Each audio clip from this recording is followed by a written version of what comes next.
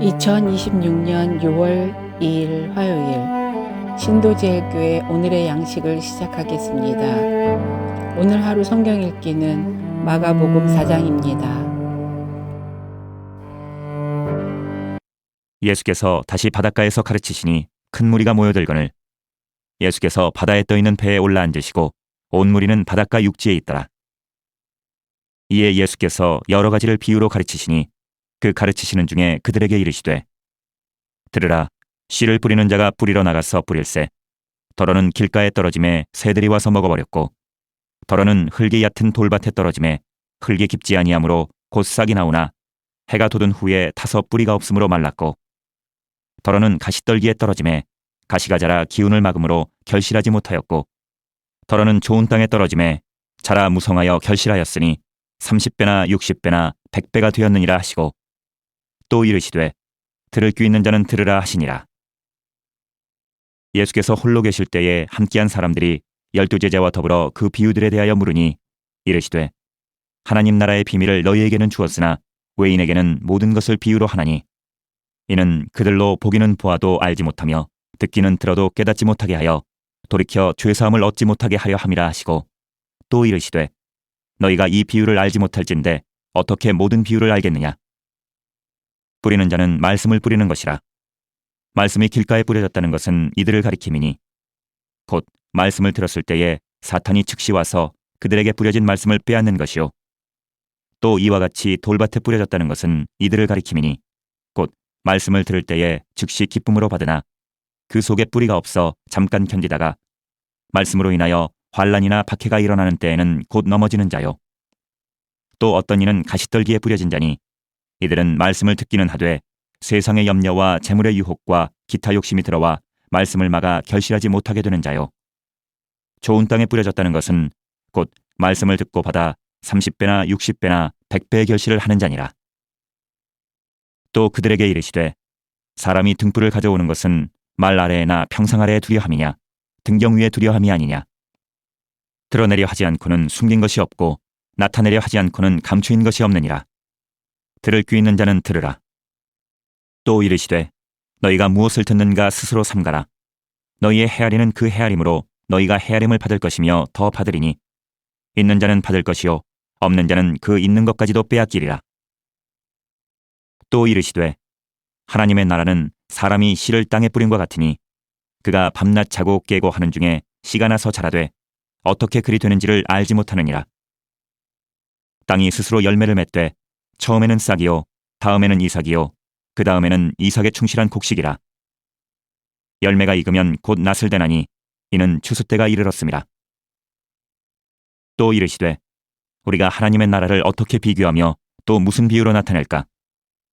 겨자씨 한 알과 같으니 땅에 심길 때에는 땅 위의 모든 씨보다 작은 것이로되 심긴 후에는 자라서 모든 풀보다 커지며 큰 가지를 내나니 공중의 새들이 그 그늘에 깃들일 만큼 되느니라. 예수께서 이러한 많은 비유로 그들이 알아들을 수 있는 대로 말씀을 가르치시되 비유가 아니면 말씀하지 아니하시고 다만 혼자 계실 때에 그 제자들에게 모든 것을 해석하시더라.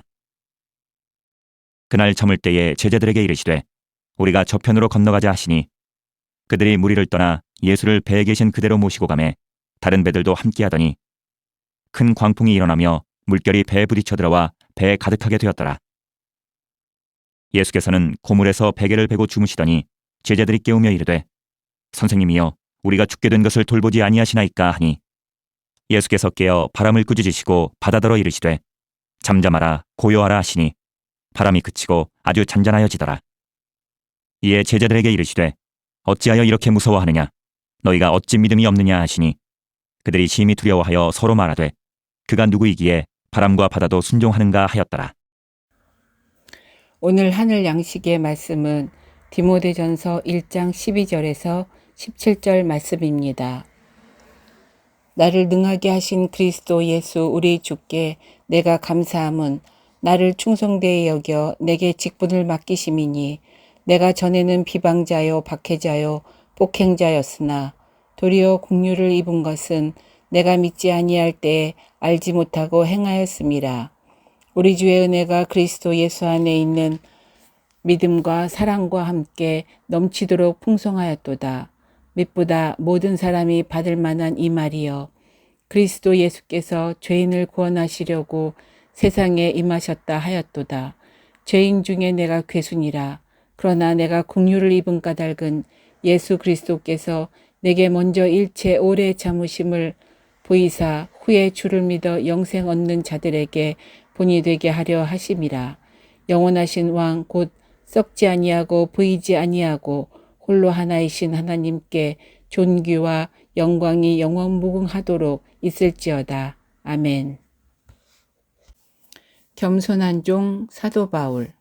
하나님의 종 바울은 위대한 사도였습니다. 그는 부활하신 주님을 만나 소명을 받았습니다.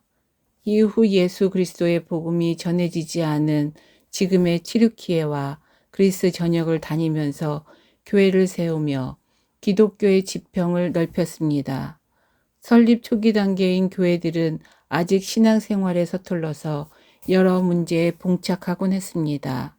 그때마다 바울은 목회적인 관점을 가지고 편지를 써서 문제를 해결하고 그들에게 신앙적인 지침을 알려주어 하나님의 교회다운 면모를 갖추게 했습니다. 그가 써서 보낸 많은 편지는 초기 그리스도교뿐 아니라 지금까지도 하나님의 뜻을 정확하게 전달하는 데 큰 공헌을 하고 있습니다.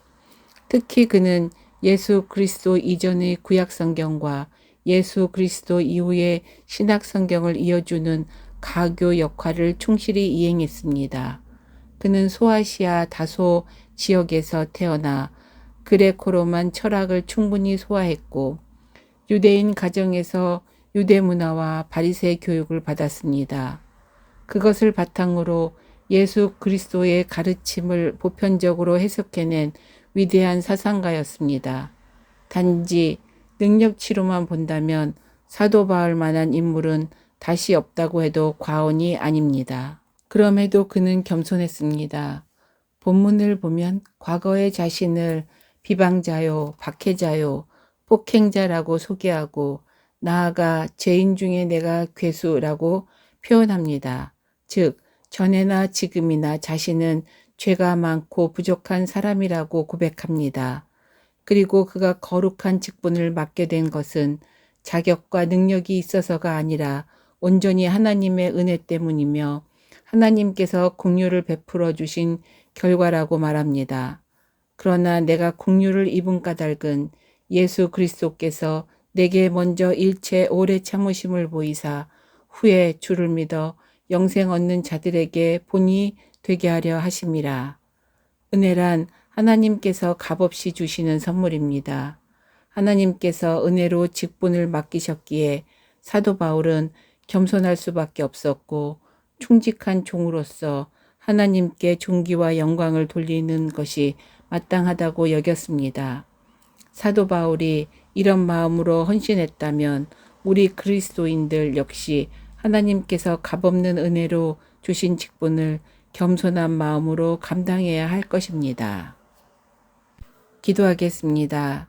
사랑의 하나님, 우리는 아무런 공로도 없고 어떠한 자격도 없지만 주님이 주시는 값없는 은혜로 말미암아 사는 인생임을 고백합니다. 하나님 앞에 겸손하게 하옵소서. 주님의 충직한 종이 되게 하옵소서. 예수님의 이름으로 기도합니다. 아멘.